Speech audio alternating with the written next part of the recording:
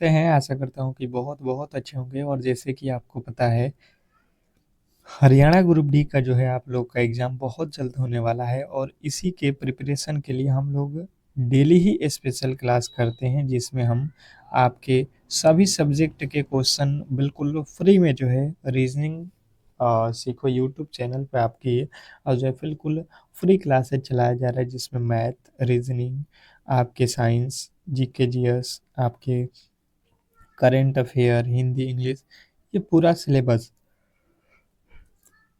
जो आपके Haryana group D के ऑफिशियल वेबसाइट वाला जो पार्ट है वहाँ पे दिया गया, उसके अकॉर्डिंग हम लोग ये क्लासेज आपको डेली प्रोवाइड कर रहे हैं। और इसके साथ मैंने आप लोगों को कहा है कि टेस्ट सीरीज भी डेली 3 दिनों पे आपका एक-एक जो है 3 दिनों के पढ़ाए हुए क्वेश्चनों के आधार पे हम डेली आपका टेस्ट लेंगे 3 दिन के बाद। जिसमें आपको ये देखने को मिलेगा कि जो हमने 3 दिन में पढ़ रखा है, वो आपको कितना याद है, कितने आप क्वेश्चन कितने तैयार हैं, कितने नंबर ला सकते हैं, कितने नंबर यहाँ पे ला रहे हैं, ये बहुत मैटर करता है। तो हमने ये टेस्ट फिर आज स्टार्ट कर दिया है, क्योंकि 3 दिन हो चुके हैं। तो जितने भी मेरे दोस्त हैं जो इस क्लास को देख रहे हैं, बिल्कुल आप लोगों से घबराने की आवश्यकता नहीं है। अभी जितने भी दिन हैं हम उसमें डेली ही बेहतर से बेहतर क्लासेज ला रहे हैं। आप डेली क्लास को करिए, 100% है कि आपका सिलेक्शन होने वाला है, ठीक है। तो चलिएगा फटाफट से हम लोग इस क्लास को स्टार्ट करते हैं और पहले प्रश्न की ओर चलेंगे। और सभी लोगों से रिक्वेस्ट करूंगा, जितने भी मेरे दोस्त हैं जो इस क्लास को देख रहे हैं, बिल्कुल आप लोग क्लास को लाइक कर दो। और चैनल को सब्सक्राइब नहीं किए हो तो चैनल को सब्सक्राइब ज़रूर कर लो, क्योंकि ये क्लास कहीं न कहीं आपको सिलेक्शन दिलाने वाला है। तो बिल्कुल आपका सपोर्ट हमें मिलना चाहिए, ठीक है? अगर आपके लिए हमने इतना मेहनत कर रखा है, तो आप भी हमारा ज़रूर साथ दीजिए, ठीक है? पहला प्रश्न आपके सामने देखिएगा, सभी सब्जेक्ट के प्रश्न इसमें मिलेंगे आपके, हिंदी के, इंग्लिश के, रीजनिंग के, मैथ के। तो आप साइंस के हर एक प्रश्न को देखिए, जीके के। पहला प्रश्न आपके सामने कह रहा है, यदि किसी गतिमान वस्तु का संवेग 50% बढ़ा दिया जाए तो उसकी गतिज ऊर्जा में कितने प्रतिशत की वृद्धि होगी? अब बताइएगा। क्वेश्चन नंबर पहला साइंस का प्रश्न है, बताने की कोशिश करेंगे सभी लोग। उसकी गतिज ऊर्जा में क्या परिवर्तन होगा अगर 50% संवेग बढ़ा दिया जाता है? तो गतिज ऊर्जा बराबर क्या होता है? काइनेटिक एनर्जी बराबर क्या होता है?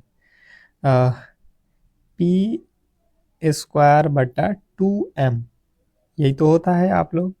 तो अगर आप देखोगे तो यहाँ पे पी का वैल्यू संवेग, पी का वैल्यू 50% बढ़ाते हो तो आप पी का वैल्यू 50% बढ़ा देना, देख लेना कितना हो जाएगा आपका। अ, आप देखोगे तो ये हो जाएगा आपका 125%। आपका जो बिल्कुल राइट उत्तर है ऑप्शन नंबर सी। आप देख लो, कोई सामान है और उसे 25% बढ़ा दो, माने 100 है तो 150% बढ़ाओगे तो 150 हो जाएगा। तो इसी पे आप रख के देख लो, आपका 125% बिल्कुल राइट उत्तर है। नेक्स्ट प्रश्न आपके सामने है, पूर्ण परावर्तन की घटना तब घटित होती है जब प्रकाश की किरण गुजरती है। बताइएगा। पूर्ण आंतरिक परावर्तन की घटना तब घटित होती है जब प्रकाश की किरण गुजरती है। कहाँ से गुजरती है, ये हम लोगों से पूछा जा रहा है, ठीक है। तो देखिए, ये आप लोगों को ध्यान देना है कि जब सघन माध्यम से विरल माध्यम में और आपतन कोण क्रांति कोण से अधिक होता है, तब जाके पूर्णांतरिक परावर्तन की घटना घटित होती है। ऑप्शन नंबर ए जो है हमारा बिल्कुल सही और सटीक उत्तर है, ऑप्शन नंबर ए। जितने भी मेरे दोस्त हैं उनके बिल्कुल राइट उत्तर है। नेक्स्ट प्रश्न आपके सामने है, क्वेश्चन नंबर 3। एक आंत एक अंतरिक्ष यात्री को अंतरिक्ष यान में तैरते समय आ, भारतहीनता का अनुभव होता है, इसका वास्तविक कारण क्या है? Question number 3। जितने भी मेरे दोस्त हैं जो इस क्लास को देख रहे हैं, फटाफट से अपने बताने की कोशिश करेंगे। क्वेश्चन नंबर तीसरे के राइट उत्तर बताएंगे सभी लोग। क्वेश्चन नंबर 3, जिन्होंने बताया है यहाँ पे कि जो है अंतरिक्ष यान मुक्त रूप से गिरने की जो है स्थिति में उपग्रह की कक्षा में घूम रहा होता है। नेक्स्ट प्रश्न आपके सामने है, कह रहा है कि दो प्रतिरोध R1 R2 को एक बार श्रेणी क्रम और एक बार समानांतर क्रम में जोड़ा जाता है। यदि इनका तुल्य प्रतिरोध क्रमशः 9 ओम और 2 ओम है तो R1 और R2 के व्यक्तिगत मान क्या होंगे। तो देखिए यहाँ पे अगर देखोगे तो एक बार जो है हमें श्रेणी क्रम दिया गया, पहले श्रेणी क्रम दिया गया है सीरीज में 9 ओम, उसके बाद से आपका दिया है समानांतर क्रम, तो यहाँ पे उसका भी दिया है 2 ओम। तो देखिए आपको पता है कि श्रेणी क्रम में क्या होता है, श्रेणी क्रम में होता है आपका क्या वैल्यू होता है। तो देखो श्रेणी क्रम का मतलब होता है कि दोनों का योग, तो 5 4 9 बिल्कुल सही है। और इसके जब हम वैल्यू निकालेंगे बट्टा में, क्योंकि 1/R/1 1/R1 प्लस 1/R2 ये आपको पता है ना फॉर्मूला, ये श्रेणी क्रम का फॉर्मूला होता है R1 प्लस R2 बराबर R। उसी प्रकार ये समानांतर श्रेणी में होता है 1/R बटा प्लस 1/R2 बराबर 1/R। तो इस तरीके से देखोगे तो ये तो बिल्कुल गलत। दूसरा देखो 6 3 9 बिल्कुल पहला वाला तो सही है। और 1/6 1/3 करोगे तो आपका 2 भी आ जाएगा, ये बिल्कुल राइट उत्तर है ऑप्शन नंबर बी। नेक्स्ट प्रश्न आपके सामने है, ऑप्शन से भी आप कर सकते थे। जब किसी शुल्क सेल या बैटरी से कोई धारा नहीं ली जा रही है तो उसका टर्मिनलों के बीच के विभवांतर को क्या कहा जाता है। देखिए बहुत ज़्यादा इंपॉर्टेंट है, मुझे लगता है ऐसे प्रश्न को अगर आप कर लेते हो तो ही सिलेक्शन होने वाला है, कहीं पे जाने की आवश्यकता नहीं है। बिल्कुल फ्री क्लासेज चल रहे हैं, आपके जो भी डाउट हैं वो आपको बिल्कुल क्लियर करके ही हम क्लास कराते हैं, ठीक है। तो कोई भी डाउट हो आप हमसे कमेंट बॉक्स में ज़रूर पूछ लीजिए। जितने भी मेरे दोस्त हैं जिनको भी जिस सब्जेक्ट में डाउट है आप कमेंट बॉक्स में बताइए, हम उसके स्पेशल क्लास लाएंगे। 100% आपको टॉपिक क्लियर हो जाएगा। तो जितने भी मेरे दोस्त हैं जो अब तक क्लास को लाइक नहीं किए हैं तो लाइक करके चैनल को सब्सक्राइब करके जुड़ जाओ, ठीक है। तो देखिए किसी विद्युत सेल या बैटरी में कोई धारा नहीं ली जा रही है तो उसके टर्मिनलों के बीच के विभवांतर को क्या कहते हैं, विद्युत वाहक बल। ऑप्शन नंबर ए जो है हमारा बिल्कुल सही उत्तर है। नेक्स्ट प्रश्न आपके सामने है, कह रहा है कि जो है आधुनिक आवर्त सारणी में जब हम किसी आवर्त में बाएं से दाएं जाते हैं तो आवर्तों की ऋणात्मकता और परमाणु आकार पर क्या प्रभाव पड़ता है, ये हम लोगों से पूछा गया, बताइएगा। 4 ऑप्शन दिए गए हैं, चारों में से जो भी आपके राइट उत्तर है बताने की कोशिश करेंगे सभी लोग।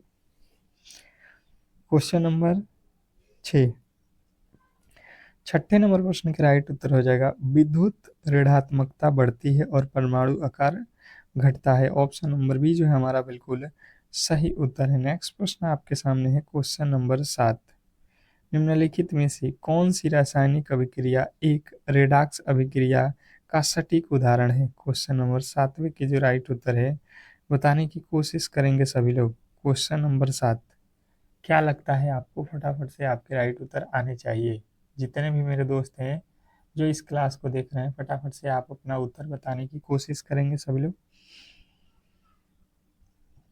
तो यहाँ पे रेडॉक्स अभिक्रिया अगर आप देखोगे तो किसमें किया गया है, CuO प्लस H2 क्या बना दिया है, Cu plus H2O। Option number B जो है हमारा बिल्कुल सही और सटीक उत्तर है। मुझे लगता है आपको क्लियर समझ में आ रहा होगा। नेक्स्ट प्रश्न आपके सामने है, क्वेश्चन आपके सामने कह रहा है 8वां, प्लास्टर ऑफ पेरिस को जब पानी के साथ मिलाया जाता है तो वह एक कठोर द्रव में बदल जाता है। इस प्रक्रिया में बनने वाला मुख्य रासायनिक यौगिक कौन सा है, बताइएगा। तो जितने भी मेरे दोस्त यहाँ पे क्वेश्चन नंबर 8वें के जो राइट उत्तर बता रहे हैं, यहाँ पे प्लास्टर ऑफ पेरिस जिप्सम, आपको फॉर्मूला यहाँ पे बताना है, सूत्र। प्लास्टर ऑफ पेरिस का फॉर्मूला कमेंट बॉक्स में जितने भी मेरे दोस्त हैं वो बताएंगे, क्योंकि बहुत बहुत ज़्यादा इंपॉर्टेंट ये प्रश्न है, ठीक है। नेक्स्ट प्रश्न की ओर चलेंगे और अगला प्रश्न आपके सामने है। इक्वा रेजिया जो सोने और प्लेटिनम जैसी अ, नोबेल धातुओं को भी गला सकता है, किन दो सांद्र अम्लों का मिश्रण होता है और इसका अनुपात क्या है? Question number 9। 9वें नंबर प्रश्न के राइट उत्तर बताएंगे तो जिन्होंने बताया है सांद्र NH3 और सांद्र HCl, ये 1:3 के अनुपात में होता है। ऑप्शन नंबर ए जो है हमारा बिल्कुल सही उत्तर है। नेक्स्ट प्रश्न आपके सामने है, देखिएगा यहाँ पे कह रहा है क्वेश्चन नंबर 10, निम्नलिखित में से कौन सा बहुलक एक थर्मोसेटिंग प्लांट का उदाहरण है जिसे एक बार सांचे में ढालने के बाद गर्म करके दोबारा नरम नहीं किया जा सकता? क्वेश्चन नंबर 10 के राइट उत्तर बताएंगे सभी लोग। जितने भी मेरे दोस्त हैं जो इस क्लास को देख रहे हैं, क्वेश्चन नंबर 10वें के राइट उत्तर बताएंगे। जिन्होंने बताया है यहाँ पे क्वेश्चन नंबर 10वें के राइट उत्तर बेकेलाइट। बेकेलाइट जो है आपके बिल्कुल सही और सटीक उत्तर है, जिन्होंने ऑप्शन नंबर सी को चुना है। नेक्स्ट प्रश्न आपके सामने है क्वेश्चन नंबर 11। कह रहा है कि मानव मस्तिष्क का कौन सा विशिष्ट भाग शरीर का जो है संतुलन बनाए रखने और स्वैच्छिक मांसपेशियों की गतियों को नियंत्रित करने के लिए जिम्मेदार होता है? क्वेश्चन नंबर 11 का राइट उत्तर बताने की कोशिश करेंगे सभी लोग। क्वेश्चन नंबर 11 जितने भी मेरे दोस्त हैं जो बता रहे हैं यहाँ पे सेरेबेलम। सेरेबेलम जो है आपके बिल्कुल राइट उत्तर है, ऑप्शन नंबर बी। नेक्स्ट प्रश्न आपके सामने है क्वेश्चन नंबर 12। 12वें नंबर प्रश्न के राइट उत्तर बताइएगा। अनुवांशिकी में जब एक एकल जीन एक से अधिक लक्षणों को नियंत्रित या प्रभावित करता है तो इस घटना को क्या कहा जाता है? Question number 12। 12वें नंबर प्रश्न के राइट उत्तर बताएंगे सभी लोग।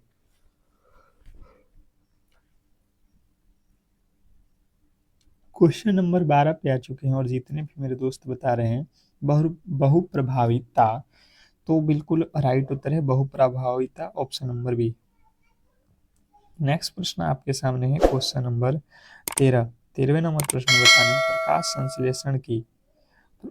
प्रकाश संश्लेषण की प्रकाशहीन अभिक्रिया या डार्क रिएक्शन क्लोरोप्लास्ट के किस विशिष्ट भाग से संपन्न होती है? क्वेश्चन नंबर आपके सामने 13। 13वें नंबर प्रश्न के जो राइट उत्तर है जो भी मेरे दोस्त बता रहे हैं स्ट्रोमा।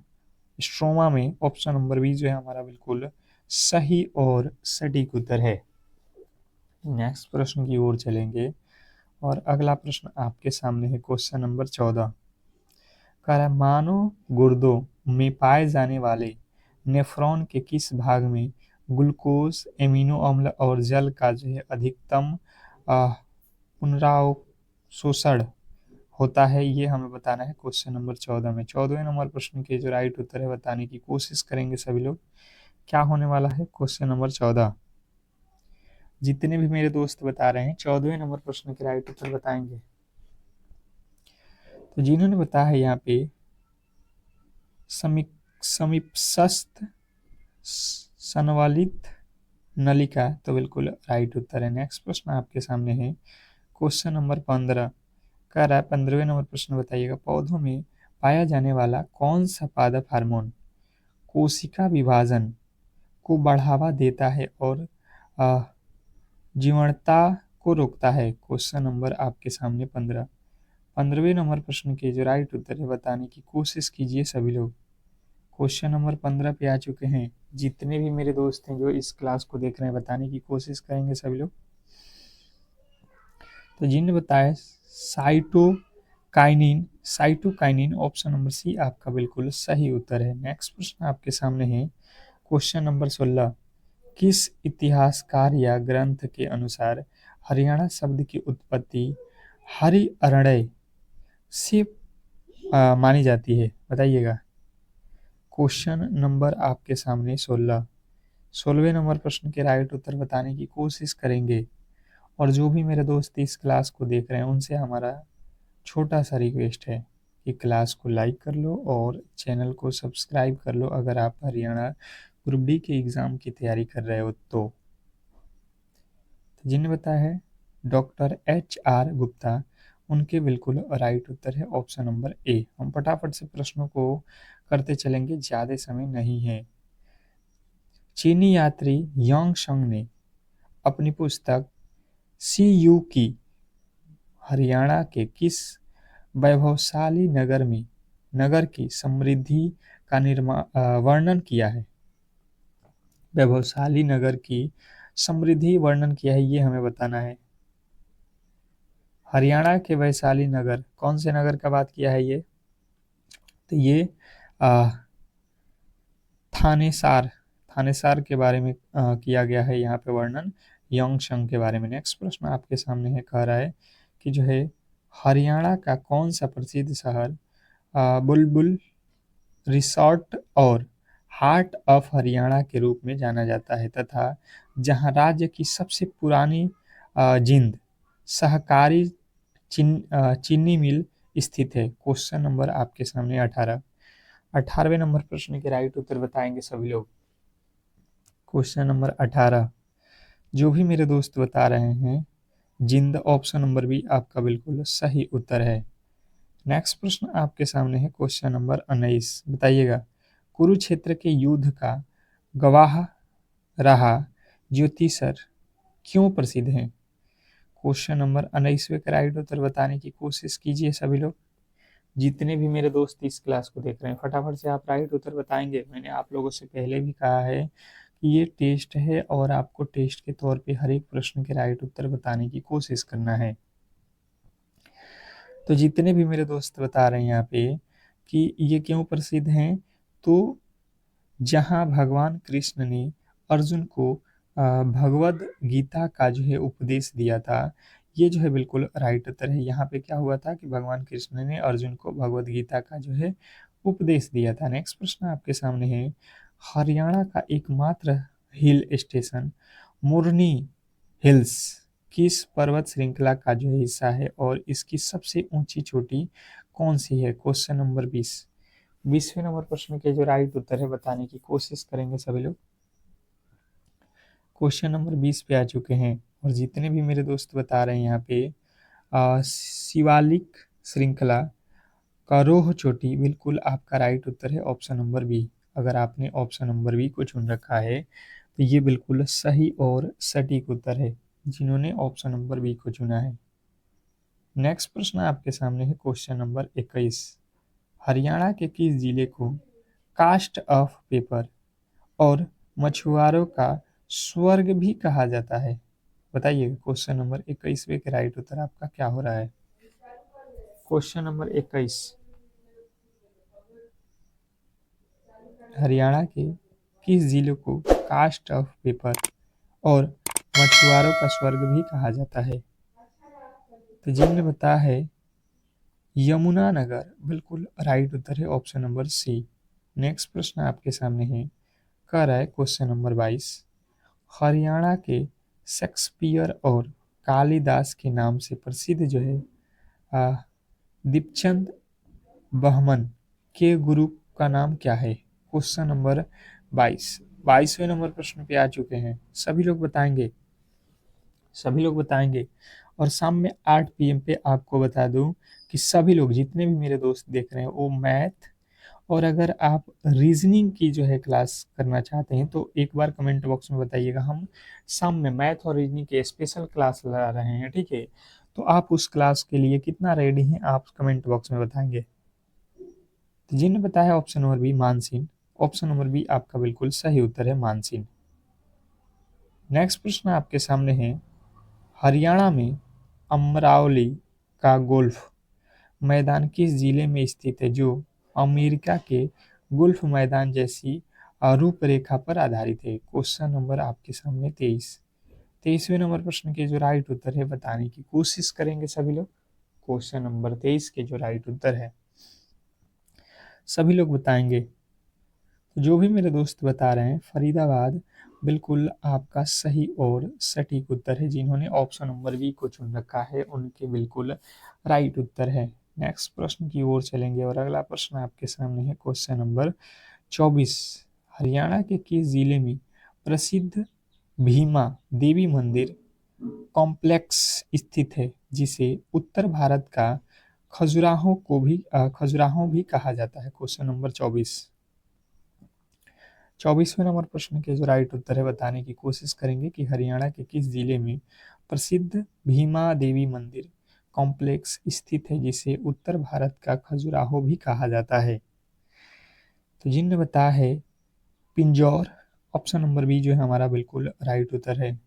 पंचकुला भी इसको कहा जाता है। ठीक है, नेक्स्ट प्रश्न आपके सामने है कि जो है उदय भानु हंस जिसे जिन्हें 1967 में राज्य का जो है सम्मान मिला था, हरियाणा के किस रूप में प्रसिद्ध हैं? Question number 25। 25वें नंबर प्रश्न के जो राइट उत्तर है बताने की कोशिश करेंगे सभी लोग। क्वेश्चन नंबर 25 पे आ चुके हैं, सभी लोग बताएंगे 25वें नंबर प्रश्न का राइट उत्तर। तो आप लोगों का जो है राइट उत्तर हो जाएगा प्रथम राज्य कवि, ऑप्शन नंबर ए।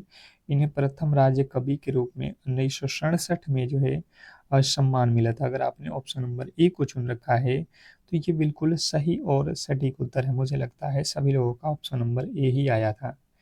नेक्स्ट प्रश्न आपके सामने है क्वेश्चन नंबर 26।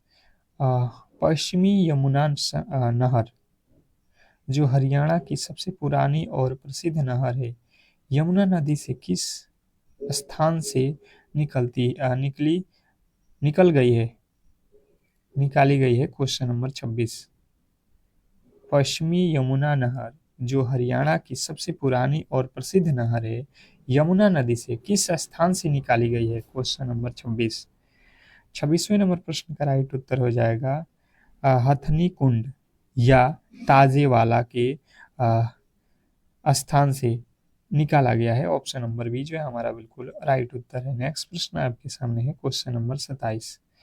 हरियाणा के किस जिले में देश का पहला राष्ट्रीय कैंसर संस्थान बाढ़सा नामक स्थान पर स्थापित किया गया है? Question number 27। 27वें नंबर प्रश्न के जो राइट उत्तर है बताने की कोशिश कीजिए सभी लोग, जितने भी मेरे दोस्त देख रहे हैं। बताइएगा हरियाणा के किस जिले में देश का पहला राष्ट्रीय कैंसर संस्थान बाढ़सा नामक स्थान पर स्थापित किया गया है? तो जिन्होंने भी बताया है यहाँ पे झज्जर, झज्जर बिल्कुल राइट उत्तर है आपका ऑप्शन नंबर ए। नेक्स्ट प्रश्न आपके सामने है क्वेश्चन नंबर 28। कह रहा है यहाँ पे कि खेतीहर हरियाणा का पहला उपन्यास माना जाता है, जिस इसके लेखक कौन है? Question number 28। 28वें नंबर प्रश्न के जो राइट उत्तर है बताएंगे सभी लोग। क्वेश्चन नंबर 28 पे आ चुके हैं। क्वेश्चन नंबर 28 जो भी मेरे दोस्त बता रहे हैं Raja Ram Shastri, option number A आपका बिल्कुल सही उत्तर है। Raja Ram Shastri option number A जो है आपका बिल्कुल सही और सटीक उत्तर है। इसमें गलती किसी भी एंगल से नहीं होना चाहिए। नेक्स्ट प्रश्न आपके सामने है क्वेश्चन नंबर 29। हरियाणा का कौन सा नृत्य मुख्य रूप से भाद्रपद मास में गुग्गा गुग्गा नवमी के अवसर पर भक्तों द्वारा स्वयं को जंजीरों से पीटते हुए किया जाता है? Question number 29। 29वें नंबर प्रश्न के जो राइट उत्तर है जिन्होंने बताया है गुग्गा नृत्य, ऑप्शन नंबर बी आपका बिल्कुल राइट उत्तर है। नेक्स्ट प्रश्न आपके सामने है क्वेश्चन नंबर 30। 30वें नंबर प्रश्न का राइट उत्तर आपको बताना है वर्ष 1947 में जब भारत स्वतंत्र हुआ तब हरियाणा प्रशासनिक रूप से भारत के किस राज्य का जो है हिस्सा था? Question number 30। उस समय हरियाणा नहीं था तो वो किस राज्य में पड़ता था, ये हमें बताना है। Question number 30। 30वें नंबर प्रश्न की राइट उत्तर जो भी मेरे दोस्त बता रहे हैं कि हरियाणा जो है उस समय पंजाब का हिस्सा था, ऑप्शन नंबर ए हमारा बिल्कुल सही और सटीक उत्तर है। मुझे लगता है कि इसमें कहीं से किसी तरीके के डाउट नहीं होना चाहिए। बहुत बेहतरीन, बहुत लाजवाब प्रश्न था। नेक्स्ट प्रश्न आपके सामने है, देखिएगा क्वेश्चन नंबर 31। 31वें नंबर प्रश्न के राइट उत्तर सभी लोग बताएंगे। यहाँ पे कह रहा है कि जो है ए किसी कार्य को 20 दिनों में और बी जो है उसी कार्य को 30 दिनों में पूरा कर सकता है। ठीक है जी। वे दोनों एक साथ कार्य शुरू करते हैं, लेकिन कार्य पूरा होने से 5 दिन पहले बी कार्य छोड़ देता है। ठीक है जी। संपूर्ण कार्य को पूरा होने में कितना दिन लगेगा? क्वेश्चन आपके सामने है गणित का, और इसे बताने की कोशिश करेंगे सभी लोग। सबसे मुझे लगता है इम्पोर्टेंट प्रश्न है ये, सबसे ज़्यादा इम्पोर्टेंट प्रश्न है, सॉल्व करने की कोशिश करें। जितने भी मेरे दोस्त हैं जो इस क्लास को देख रहे हैं, फटाफट से अपने राइट उत्तर बताने की कोशिश करेंगे। तो सबसे पहले अगर आप समझोगे कि जो है ए है एक ठो व्यक्ति, मान के चलो ये 20 दिन में किसी कार्य को कर रहा है, एक दूसरा व्यक्ति भी है ये 30 दिन में कर रहा है। ठीक है। हम दोनों से टोटल वर्क निकालेंगे, 20 और 30 से टोटल वर्क लसो ले लेंगे तो पता चल जाएगा कि टोटल वर्क है 60। 20 के पहाड़ में 60, 20 तिया 60, 30 के पहाड़ में 30 दूना 60, मतलब ए जो है एक दिन में 3 काम करता है तो बी जो है एक दिन में 2 काम करता है। इसने कहा है कि भाई साहब 5 दिन पहले बी कार्य छोड़ देता है, मतलब 5 दिन पहले बी कार्य छोड़ा है, उसके बाद मतलब 5 दिन कार्य कौन किया है? ए। ए जो है 5 दिन एक्स्ट्रा काम किया है, तो हम इसमें 5 से गुणा कर देते हैं तो 5 या 15, मतलब टोटल जो काम है ए को बी को छोड़ने के पहले बाद ए जो है 15 काम करेगा। तो यहाँ पे टोटल काम है 60, 60 में से हम 15 को माइनस कर देंगे तो ये हो जाएगा 45। अब ये कौन करेगा? ए और बी, दोनों ही काम किए हैं ए और बी, तो 3 और 2 5, ये हो गया कितना? 9। इसने कहा है कि संपूर्ण कार्य, तो संपूर्ण कार्य होने में कितना समय लगेगा? तो ये 5 दिन और ये 9 दिन, तो 9 5 14 दिन का पूरा समय लगा है। ऑप्शन नंबर बी जो है हमारा बिल्कुल सही और सटीक उत्तर है। नेक्स्ट प्रश्न की ओर चलेंगे, और मुझे लगता है कि सबसे बेहतरीन प्रश्न है, सबसे लाजवाब प्रश्न आपके सामने है, बताने की कोशिश करेंगे कि एक 80 लीटर के दूध और पानी के मिश्रण में 10% पानी है, इस मिश्रण में कितना पानी और मिलाया जाए ताकि नए मिश्रण में पानी की मात्रा 20% हो जाए? क्वेश्चन आपके सामने है, बहुत बहुत ज़्यादा इम्पोर्टेंट, बताने की कोशिश कीजिए सभी लोग। सभी लोग बताएंगे। क्वेश्चन आपके सामने है, फटाफट से आपके राइट उत्तर आने चाहिए। जैसे यहाँ पे हमने देखा 80 लीटर दूध है, ठीक है, दूध मिश्रण है, 80 लीटर में दूध और पानी दोनों है, 10% पानी है, इसमें 10% अगर वाटर है तो मिल्क कितना हो जाएगा? 90%। इसने कहा 20% हमें पानी की मात्रा करनी है। अगर आप देखोगे तो यहाँ से 10% और 90% अगर निकालोगे यहाँ से, मैंने अगर 10% यहाँ से निकाल दिया, 80 का 10% मैंने निकाला तो ये कितना आ जाएगा? 8, मतलब 8 लीटर पानी है तो 72 लीटर क्या हो जाएगा आपका? 72 लीटर क्या हो जाएगा आपका जो है मिल्क। इसने कहा है कि मिश्रण में पानी कितना मिलाया जाए ताकि 20% हो जाए। कितना पानी मिलाया जाए? 20% करना है। तो अब ये समझो 20 लीटर आपको करना है तो कितना मिलाया जाए? आप ऑप्शन के अकॉर्डिंग चलो। मैंने ऑप्शन बी रखा, 8 रखेंगे तो जैसे 88 हो जाएगा, तो वैल्यू नहीं निकल पाएगा। मैंने रख लिया ऑप्शन नंबर बी। पहले कितना लीटर है हमारे पास मिश्रण? 80, और 10 लीटर ले लेंगे तो 90 हो जाएगा। और 90 में हम 20% निकालते हैं, 90 का 20%, क्योंकि 20% पानी करना है। ये हो जाएगा आपका 9 दूना 18। अब देख लो 90 में से 18 घटा लो, अभी भी 72 हो जाएगा। मतलब आप देख लो, पहले हमारे पास था 72 लीटर पानी, तो 72 लीटर दूध, तो ये पानी था और ये मिल्क था। अभी भी ये 72 लीटर होना चाहिए और इसमें बढ़ोतरी करना है, तो मैंने 10 लीटर किया था, ये हो गया था 90, मतलब यहाँ पे हो गया 18। ठीक है, तो ये उतना ही था, तब जाके ये 90 टोटल हुआ। ठीक है, तो आप ऑप्शन के अकॉर्डिंग एक एक तो रख के भी जांच सकते हैं, जिस तरीके से आपको आसान पड़े। नेक्स्ट प्रश्न आपके सामने है, कह रहा है यहाँ पे कि 16,224 की राशि को 2 बराबर वार्षिक किस्तों में वापस चुकाया जाता है, यदि चक्रवृद्धि ब्याज की दर 4% वार्षिक ब्याज है तो इस संयोजन में कुल कितना ब्याज दिया जाएगा? इसमें टोटल ब्याज जो है हमें निकालना है। ठीक है, तो ये आज का जो है होमवर्क क्वेश्चन है, जितने भी मेरे दोस्त जो इस क्लास को देख रहे थे, हम लोग उनसे रिक्वेस्ट करेंगे कि इस क्लास के जो राइट उत्तर है, ये आप लोग कमेंट बॉक्स में बताएंगे। अगर आपको नहीं आता है तो आप ज़रूर लिखिएगा कि हाँ, इसके उत्तर आप बता दो, तो हम आपको इसके राइट उत्तर बता देंगे, ठीक है? या अगले क्लास में जो है आपको इसको सॉल्व करा देंगे। तो सभी लोगों से हम रिक्वेस्ट करेंगे कि जितने भी मेरे दोस्त जो इस क्लास को देख रहे थे, बिल्कुल आप लोग क्लास को लाइक कर लो, और चैनल को सब्सक्राइब नहीं किए हो तो चैनल को सब्सक्राइब करके रख लो, ठीक है? मिलते हैं हम लोग एक बहुत बेहतरीन क्लास के साथ शाम में। आप लोगों से मैंने कहा है मैथ और रीजनिंग के, तो उस क्लास को मिस मत करना, ठीक है? तो उस क्लास को जरूर देखिएगा, शाम में 8 PM पे सभी लोगों का इंतजार रहेगा। मिलते हैं नेक्स्ट क्लास, तब तक के लिए धन्यवाद।